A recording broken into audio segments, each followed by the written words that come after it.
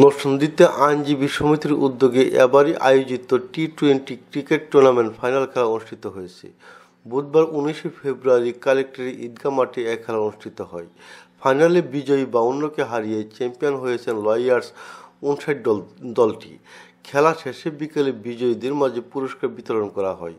Champion দলকে নগদ 50,000 টাকা এবং রানার আপ দলকে নগদ 25,000 টাকা পুরস্কার দেওয়া হয়। পুরস্কার বিতরণী অনুষ্ঠানে নরসিংদী জেলা আইনজীবী সমিতির সাধারণ সম্পাদক এ.কে.এম. নুরুল ইসলাম নুরুল নবীর সঞ্চালনায় জেলা আইনজীবী সমিতির সভাপতি আব্দুল মান্নান ভূঁইয়ার সভাপতিত্বে প্রধান অতিথি হিসেবে উপস্থিত ছিলেন সিনিয়র জেলা ও দায়রা জজ শেখ হুমায়ুন কবির। বিশেষ অতিথি হিসেবে উপস্থিত ছিলেন chief judicial magistrate Mohammad Lutful Majid Nayan, নারী শিশু বিচারক মোহাম্মদ আলী আহসান।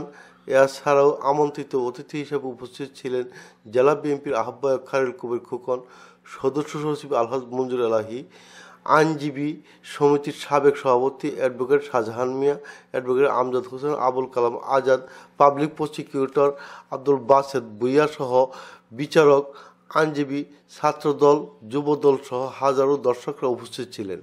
এই টুর্নামেন্টে আইনজীবীদের মধ্যে 8টি দল অংশগ্রহণ করেছেন।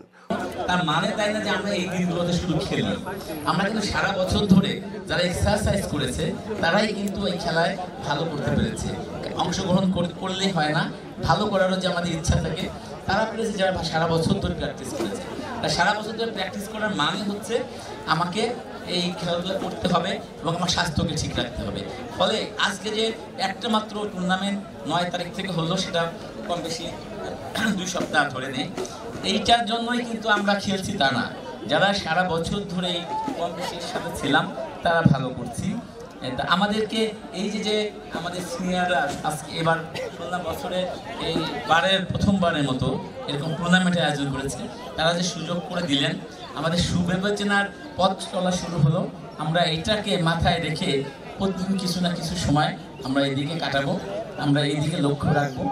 আর আজকে আর অপরাহ্নে এই বিজয়ের মুহূর্তে আর কথা বলে সময় নষ্ট করব না, আপনাদের সাথে দেখা হবে। ভালো লাগলো আপনাদের অংশ হতে, এবং আমি আশা করি ভবিষ্যতে যখনই এরকম আমাদের বিজয়ের মুহূর্ত আসবে, আমাদের এরকম ক্রীড়াঙ্গন আপনাদের পদভারে কম্পিত হবে, আপনারা যখন রাঙাবেন এই ক্রীড়াঙ্গনকে, আপনাদের জন্য আমরা বারবার এখানে ফিরে আসতে চাই, বারবার আমরা আপনাদের দাওয়াত করতে চাই, আমরা এই অঙ্গনে এসে আপনাদের সাথে অংশগ্রহণ করতে চাই। ধন্যবাদ সকলকে, সবাই আমাদের দোয়া রাখবেন।